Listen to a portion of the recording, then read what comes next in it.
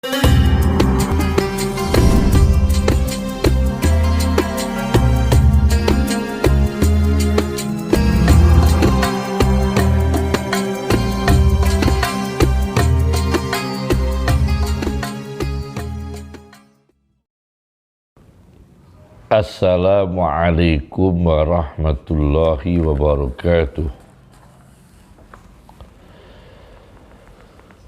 Bismillahirrahmanirrahim. Ruh di dalam Al-Quran diulang 21 kali. Di antaranya Ar-Ruhul Amin, yakni ruh yang bisa dipercaya. Jibril di ayat 193 surat Asy-Syu'ara. Kemudian ruh yakni Al-Quran, ruham min amrina, ruh dari perintahku.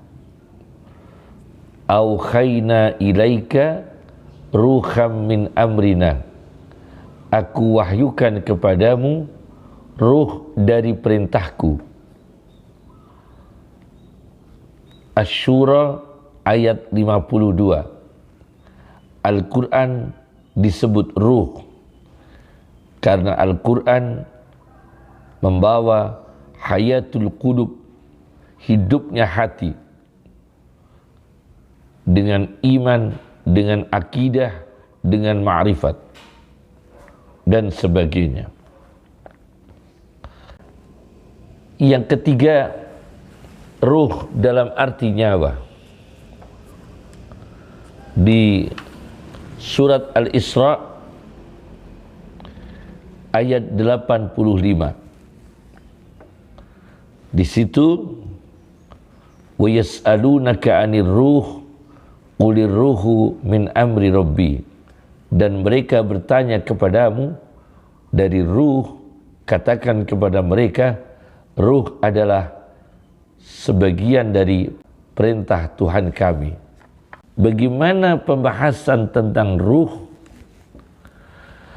Apakah ruh itu kita memastikan punya nama khusus?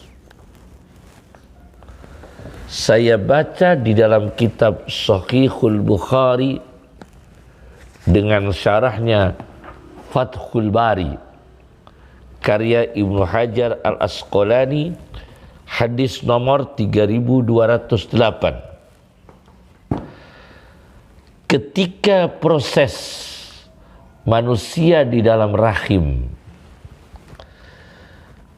40 hari sperma, 40 hari darah, alaqah. Alaqah itu kalau seorang ahli tafsir dari Tunisia, Ibnu Ashur di dalam tafsirnya At-Tahrir wa Tanwir menyatakan itu ada telur-telur calon manusia buwaidah yang ada dalam darah haid perempuan. Ketika bertemu dengan sperma laki-laki, kalau Allah mentakdirkan menjadi manusia disebut mukhallaqah. Kalau tidak jadi manusia, ghairi mukhallaqah. Ketika 40 hari sperma, 40 hari darah, 40 hari segumpal daging. Setelah 40 hari 3 kali, berarti 120 hari atau 4 bulan, Allah mengirimkan malaikat. Summa yab'asuwahu malakan, malaikat yang diperintahkan untuk menetapkan 4 kalimat. Amalahu, menetapkan apa yang akan diperbuat bayi ini kelak nanti hidup ke dunia. wa rizqahu, rizkinya, wa syaqiyun, apakah celaka, au sa'idun, apakah bahagia. Hanya 4 perkara. Summa yunfakhu fihi ruh, kemudian ditiupkan ruh. Setelah 4 bulan ditetapkan 4 perkara tadi, kemudian ditiupkan ruh. Tidak ada nama ruh. Yang ada menetapkan 4 perkara tadi, tidak membahas nama ruh secara khusus. Summa yunfakhu fihi ruh. Dalam hadis ini. Yang kedua, pemberian nama pada manusia setelah lahir, bisa setelah lahir 7 hari atau ketika baru dilahirkan, dan tidak memberi nama ruh secara khusus. Saya baca dalam sebuah kitab Tuhfatul Maudud fi Ahkamil Maulud, karya Ibnu Qayyim al-Jauziyah, di halaman 57 dijelaskan di sini ada satu hadis amara Rasulullah sallallahu alaihi wasallam khina sabi'il maulud bitasmiyatihi. Rasulullah sallallahu alaihi wasallam memerintahkan ketika 7 hari bayi dilahirkan, bitasmiyatihi, untuk segera dilengkapi dengan namanya. Ini memberi nama setelah bayi lahir 7 hari. Itu dalam satu hadis. Kemudian dalam hadis yang lain, dalam kitab yang sama Tuhfatul Maudud, mengambil dari Sahih Muslim, Rasulullah sallallahu alaihi wasallam mengatakan, "Wulida liyal lailah ghulam." Pada malam ini telah dilahirkan bagiku anak laki-laki. Fasammaituhu bismi Abi Ibrahim. Maka anak laki-lakiku, kata Rasulullah SAW, aku beri nama datukku, yaitu Ibrahim. Nah, di sini Rasulullah SAW memberikan nama putranya laki-laki, langsung diberi nama Ibrahim. Tidak memberi nama ruh, tidak memberikan nama jasadnya Ibrahim, nama ruhnya siapa, tidak. Tapi Rasulullah SAW mempunyai anak laki-laki, langsung diberi nama Ibrahim ketika lahir. Kemudian yang ketiga, saya baca di dalam kitab Musnadu Ahmad. Musnadu Ahmad, ya, hadis nomor 18.637. Di dalam hadis ini, hadis nomor 18.637, Musnadu Ahmad, Rasulullah sallallahu alaihi wasallam menjelaskan, ketika orang mukmin dicabut nyawanya, keluar nyawanya, shalla alaihi kullu malakin bainas samai wal ardi, maka seluruh malaikat antara langit bumi menyolatinya atau mendoakan rahmat baginya. Wa kullu malakin fis sama, dan seluruh malaikat yang di langit. Kemudian wa futihat lahu abwabus sama, dan dibukakan untuk menyambut kehadiran ruhnya orang mukmin ini pintu-pintu langit. Laisa min ahli babin illa walahum yad'unallah. Setiap pintu-pintu langit, di sana ada malaikat selalu mengharapkan. Tidak ada dari setiap malaikat yang ada di pintu langit melainkan mereka berdoa kepada Allah ayyuraja biruhihi min qibalihim, supaya rohnya orang iman ini naik ke langit melewati pintu mereka. Jadi diharapkan semua pintu-pintu langit yang ada malaikat ingin pintunya itu dilewati rohnya orang yang beriman. Fa idza urija biruhihi, ketika rohnya itu diangkat, qalu, mereka para malaikat yang termasuk hamba Allah yang bersih, mereka berkata, Rabbi abduka fulan, wahai Tuhan kami hambamu fulan. Rabbi abduka fulan. Ketika ruh itu sudah naik, fa idza urija bi ruhihi, apa kata malaikat? Malaikat taunya nama aslinya, bukan nama ruhnya, tapi nama manusianya.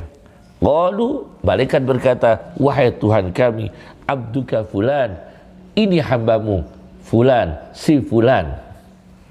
Jadi nama mana? Nama biasa, nama aslinya, bukan nama ruh secara khusus. Pada akhirnya Allah memerintahkan ruhnya itu dikembalikan lagi ke bumi, ke alam kubur.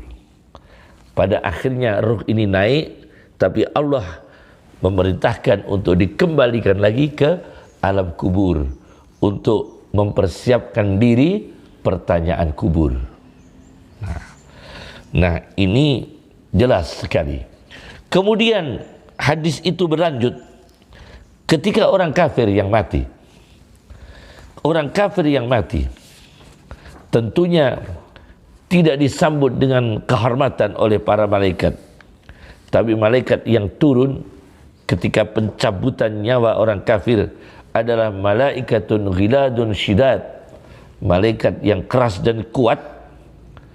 Nah, maka mengutuklah seluruh malaikat antara langit dan bumi karena ada ruhnya orang kafir yang melintas setelah dicabut. Fayal'anuhu kullu malakin bainas sama'i wal ardi wa kullu malakin fis sama', dan segenap malaikat yang di langit. Dan setiap malaikat-malaikat yang ada di pintu langit berdoa jangan dilewati. Jangan sampai rohnya orang kafir ini melewati dari pintuku. Karena malaikat sangat benci melihat rohnya orang kafir.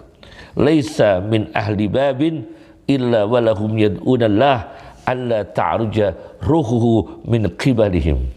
Tidak ada malaikat yang ada di pintu-pintu langit melainkan mereka berdoa kepada Allah supaya rohnya orang kafir itu tidak naik melewati dari jalur mereka, dari pintu mereka. Fa idza urija bi ruhihi, ketika rohnya orang kafir naik, qalu, malaikat berkata, Rabbi, wahai Tuhan kami, fulan ibnu fulan, ini fulan bin fulan, abduka hambamu.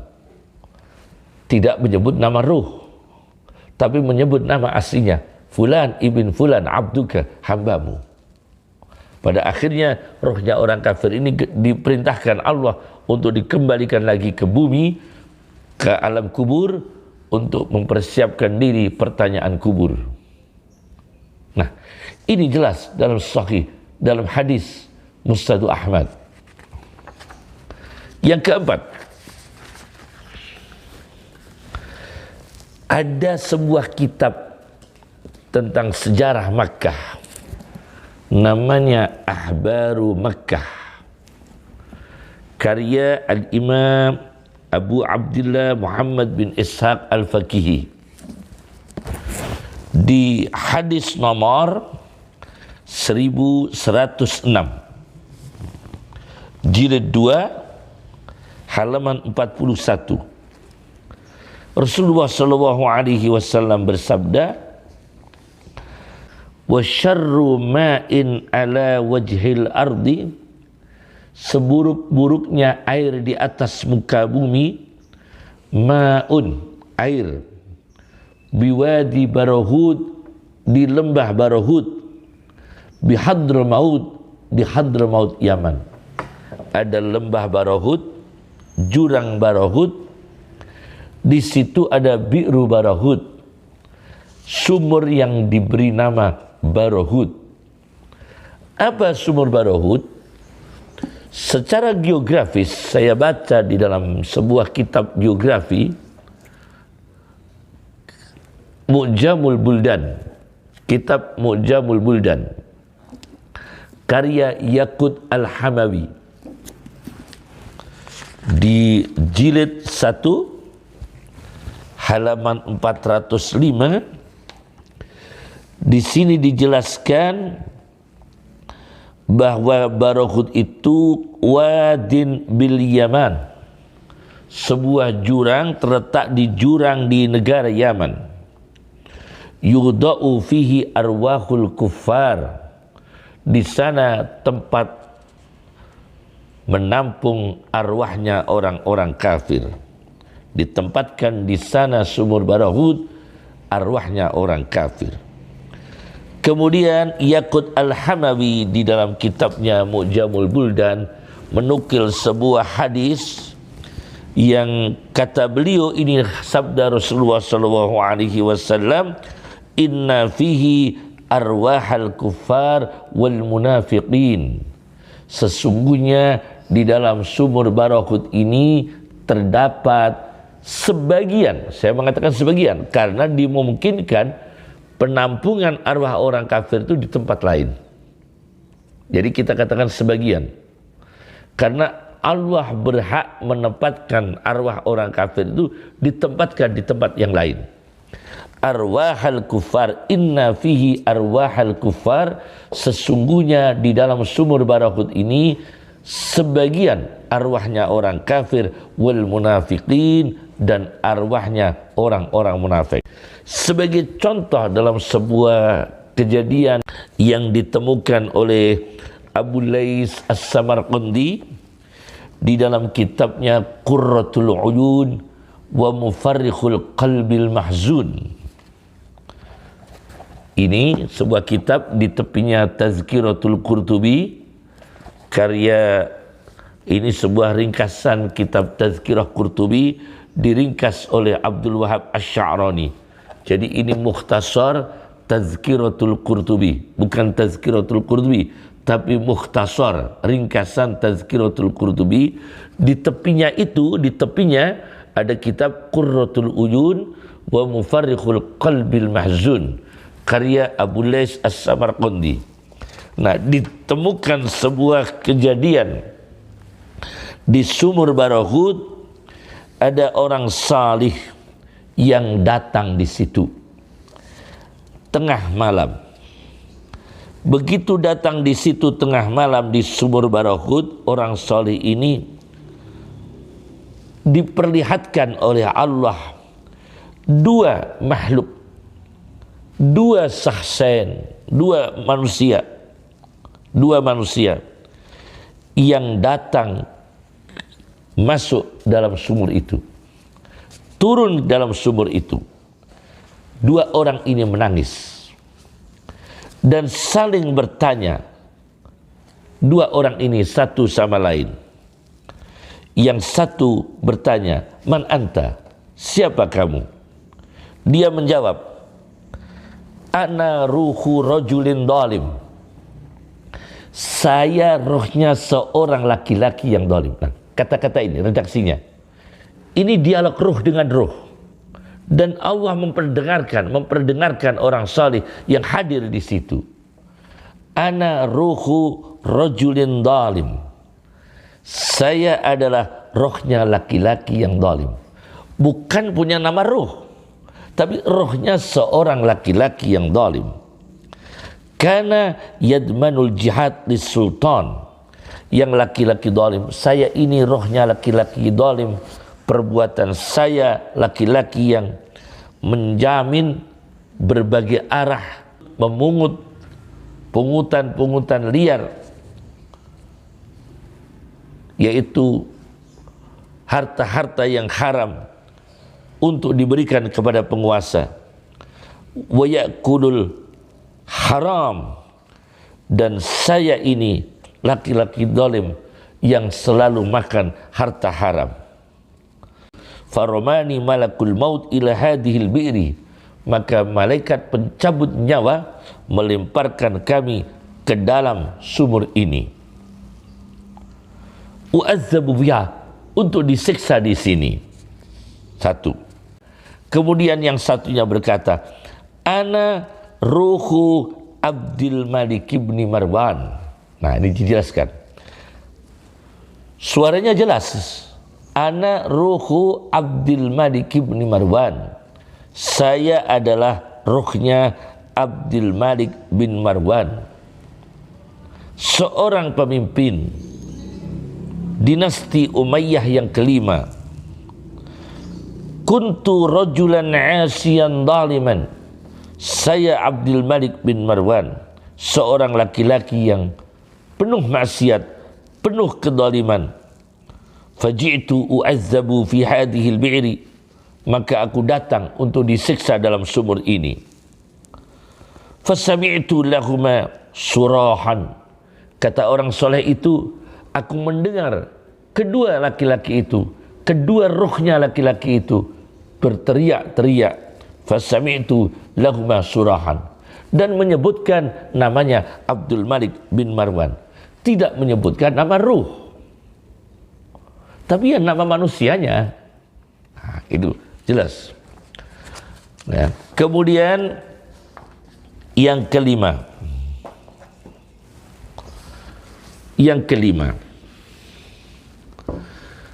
dalam tinjuan sufistik, nama gelar khusus yang diberikan Allah Subhanahu wa ta'ala diberikan kepada manusia-manusia khusus dengan julukan khusus, dengan nama khusus. Itu nama, umpama itu iya, umpama ada orang diberi spesifik keistimewaan seperti itu, diberi maziyah seperti itu, maka itu kita tidak boleh untuk iddia, untuk mengaku-ngaku mengetahui nama-nama itu, karena nama-nama itu, julukan-julukan itu Allah saja yang mengetahui. Itu memang ada dalam tinjuan tasawuf. Saya baca di dalam kitab Ghunyatut Talibin. Nah, Ghunyatut Talibin karya Syekh Abdul Qadir Al-Jilani di jilid 3 halaman 319. Jilid 3 halaman 319, Syekh Abdul Qadir Al-Jilani mengatakan tentang seorang murid yang berhasil. Di antaranya keberhasilannya adalah wa tukhla'u alaihi anwa'ul khila', dan dianugerahkan pada murid itu berbagai macam jubah kehormatan, toga-toga kehormatan. Al-khila' jamak dari kata khil'ah, itu khil'atul karamah, jubah-jubah kehormatan, toga-toga kehormatan. Apa toga kehormatan yang dimaksudkan oleh Syekh Abdul Qadir? Wahia al-ma'rifatu billah. Murid itu sudah mencapai mengenal Allah Subhanahu wa ta'ala, wal unsu bih, dan terhibur jiwanya, terhibur hatinya, terhibur fikirannya dengan Allah. Wassukunu wa tuma'ninatu ilaih, dan tenang, tentram kepada Allah, menyerahkan diri, tenang, tentram, berserah diri kepada Allah. Wa yantiqu bihikmatillah, dan bicaranya selalu dengan ilmu hikmah yang bermanfaat dari Allah Subhanahu wa ta'ala, wa asrarillah, dan membicarakan rahasia-rahasia dari Allah Subhanahu wa ta'ala, ba'dal idnis sharih, setelah mendapatkan rekomendasi yang jelas dari seorang mursyid, dari gurunya, balil khabar minallah, bahkan mendapatkan informasi, inspirasi, informasi ilham dari Allah Subhanahu wa ta'ala. Ini orang wa yulaqabu bi alqabin yatamayyazu biha baina ahbabillah. Ini orang mendapatkan gelar dengan gelar-gelar khusus yang berbeda antara dia dan orang-orang lain yang dicintai Allah. Gelar-gelar khusus yang membedakan antara dia dan orang-orang lainnya yang sama-sama dicintai Allah. Fayadkhulu fi khawasillah, maka dia masuk di dalam orang-orang khususnya Allah. Wa yusamma bi asma, dan orang ini diberi nama-nama khusus. La ya'lamuha illallah, yang tidak ada tahu nama-nama khusus itu kecuali Allah. Nah, Syekh Abdul Qadir mengatakan dia diberi nama dengan nama-nama khusus yang tidak diketahui nama-nama khusus itu untuk kita, tapi yang mengetahui hanya Allah Subhanahu wa ta'ala. Nah, di sini Syekh Abdul Qadir tidak mengatakan nama ruh. Wa yusamma bi asma'in la ya'lamuha illallah. Dia diberi nama-nama sebutan, nama-nama kehormatan yang tidak ada tahu nama-nama itu melainkan Allah Subhanahu wa ta'ala.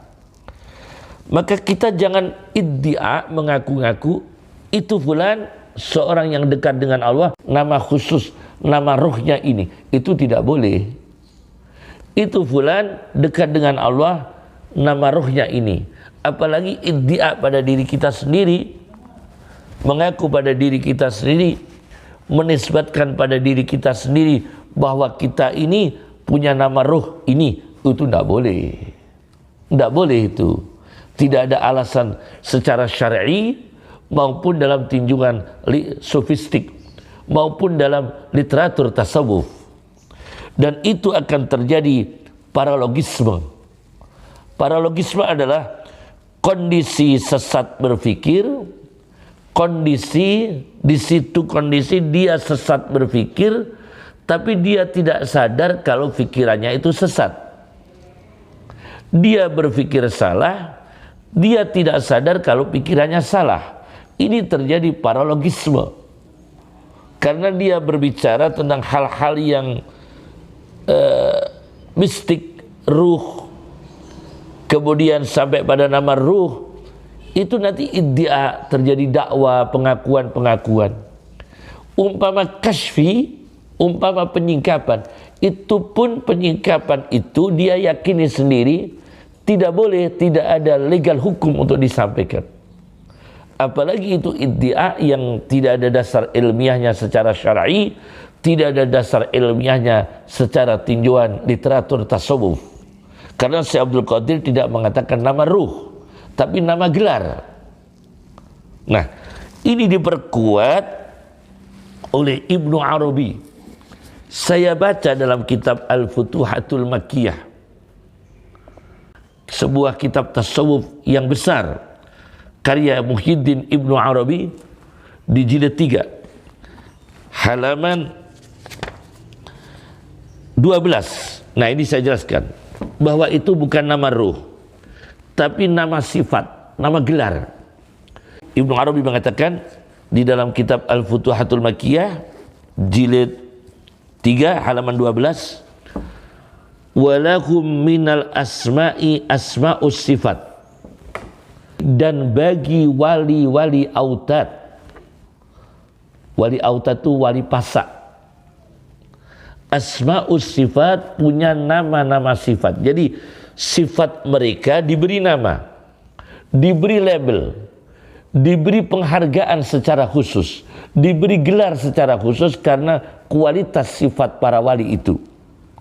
Faminhum Maka di antara para wali autad, Abdul Hayy diberi gelar nama Abdul Hayy. Itu bukan nama ruhnya, tapi nama sifatnya. Abdul Hayy, hambanya Allah yang hidup. Karena apa? Karena wali ini sangat memuliakan sesama makhluk hidup sesuai dengan koridor syariah, bahkan sangat melindungi binatang. Nah, ini bisa diberi gelar Abdul Hayy. Kemudian wa Abdul Alim, punya nama sifat Abdul Alim. Seorang wali, bukan namanya, tapi nama sifat. Tapi bukan nama ruh. Wa Abdul Alim, nama gelar, gelar kualitas kepribadiannya, kualitas sifatnya.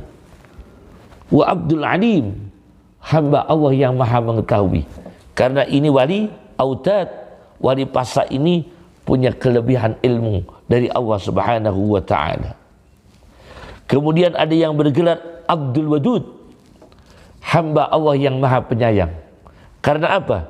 Wali ini, wali pasa ini adalah wali yang sangat mudah empati, mudah menyayangi, mudah mencintai hamba-hamba Allah yang membutuhkan pertolongan, yang dhaif, fakir miskin, yatim piatu dan sebagainya. Kemudian ada yang ada yang punya nama sifat Abdul Qadir, hamba Allah yang maha kuasa. Karena wali ini, wali watad ini, wali pasa ini diberi Allah kemampuan untuk melakukan sesuatu yang tidak dimampui oleh umumnya manusia dengan izin Allah Subhanahu wa ta'ala. Ini gelar-gelar namanya asma'us sifat. Itu karya Ibnu Arabi. Itu kata Ibnu Arabi. Kemudian Ibnu Arabi menjelaskan lagi, wali-wali abdal. Wali-wali abdal itu dalam terminologi tasawuf adalah wali-wali yang estafet setelah ada yang meninggal. Ada yang meninggal satu, gantinya satu. Ada yang meninggal dua, gantinya dua. Estafet, selalu ada pengganti. Al-abdal namanya. Nah, di dalam Al-Futuhatul Makkiyah ini Ibnu Arabi menjelaskan gelar-gelar sifatnya wali abdal. Abdus Syakur, hamba Allah yang maha bersyukur. Karena wali abdal ini luar biasa bersyukurnya kepada Allah Subhanahu wa ta'ala. Kemudian ada yang bergelar wa Abdus Sami', hamba Allah yang maha mendengar. Karena apa? Kekuatan daya pendengaran wali abdal ini punya kekuatan pendengaran yang lebih, punya kekuatan pendengaran, indera pendengarannya itu luar biasa, punya kekuatan, punya energi di atas rata-rata, khariq lil adah, tidak sama dengan pada umumnya, tidak sama pada kebiasaan kekuatan pendengaran secara umum. Kemudian ada yang bergelar wa Abdul Basir, hamba Allah. Yang tadi Abdus Sami, hamba Allah yang maha mendengar. Kemudian ada yang bergelar wali abdal Abdus Sami, tadi sudah. Abdul Basir adalah hamba Allah yang maha melihat. Wa Abdul Basir, dan diberi gelar nama sifat hamba Allah yang maha melihat. Karena dia punya kekuatan penglihatan yang luar biasa. Misalnya Abu Hanifah, misalnya orang ulama-ulama sufi yang punya kekuatan kasyaf yang luar biasa, tapi tidak iddia pada dirinya, tidak mengaku-ngaku dirinya, dan dia tidak paralogisme, dan dia tidak menyombongkan diri, apalagi dia ingin membahas itu supaya dia disebut ahli dalam bidang itu, tidak. Karena itu menyalahi etika tasawuf. Nah, inilah yang perlu saya jelaskan, bahwa ini dalam Al-Futuhatul Makkiyah itu asma'us sifat, bukan nama ruh. Nah, yang terakhir sebagai penutup ingin saya jelaskan dalam kitab Rasail Ibni Sab'in. Rasailu Ibni Sab'in. di bab wasiat Ibnu Sab'in di ashabih, pesan-pesan Ibnu Sab'in kepada para murid-muridnya. Ibnu Sab'in mengatakan di dalam kitab Rasailnya ini, halaman 312, dia mengatakan, wa ya'lamu, orang yang dekat dengan saya, kata Ibnu Sab'in, murid saya, dekat dengan saya, orang yang tahu anna ridwan ba'daha aslu kulli rahmah, sesungguhnya mendapatkan ridhonya Allah Subhanahu wa ta'ala sesudahnya adalah aslu kulli rahmah, asalnya segala rahmat. Setiap orang masuk surga, mendapatkan surga, kemudian waridwanum minallahi akbar, ridhonya Allah lebih besar daripada surganya. Setelah itu mendapatkan ridhonya Allah, waridwanum minallahi akbar, mendapatkan bertubi-tubi rahmat dari Allah Subhanahu wa ta'ala. Itu orang yang saya idam-idamkan, dekat dengan saya, kata Ibnu Sab'in. Wa yatlubu zat ba'dal adab, dan mencari zat Allah, yakni mencari ridha Allah, mencari kedekatan kepada Allah Subhanahu wa ta'ala ba'dal adab, setelah memenuhi tata krama al-adab, ma'as sifat, adab terhadap sifat-sifat, wal af'al, dan tindakan-tindakan. Adab terhadap sifat Allah, adab terhadap takdir Allah, tindakan Allah, adab terhadap qada dan takdir Allah, harus beradab. Allah mentakdirkan apapun, sikap kita harus tata krama. Terhadap sifat Allah, Allah punya sifat Al-Alim, mengetahui, maha mengetahui. Adab terhadap sifat Allah Al-Alim, maha mengetahui. Kita jangan menyombongkan diri, kita berilmu. Allah Asy-Syakur, maha bersyukur. Kita beradab untuk punya sifat syukur kepada Allah, syukur kepada manusia, syukur kepada orang tua kita, syukur kepada guru-guru kita, kepada masyayikh kita. Tidak boleh kita tidak sopan santun, tidak beradab terhadap orang yang kita hormati, apalagi orang yang telah memberi manfaat kepada kita, orang tua kita, guru-guru kita, sahabat-sahabat kita. Ini namanya menjaga adab. Itu baru insya Allah akan dekat dengan Allah Subhanahu wa ta'ala dan mendapatkan gelar asma'us sifat, gelar nama-nama sifat. Karena sifat punya kelebihan, berkualitas, maka diberi gelar oleh Allah Subhanahu wa ta'ala. Dan gelar-gelar itu pun kita tidak boleh mengaku-ngaku kita sudah beli gelar ini, roh kita namanya ini. Oh, itu tidak boleh, itu mengaku-ngaku. Cukup dari kami. Assalamualaikum warahmatullahi wabarakatuh.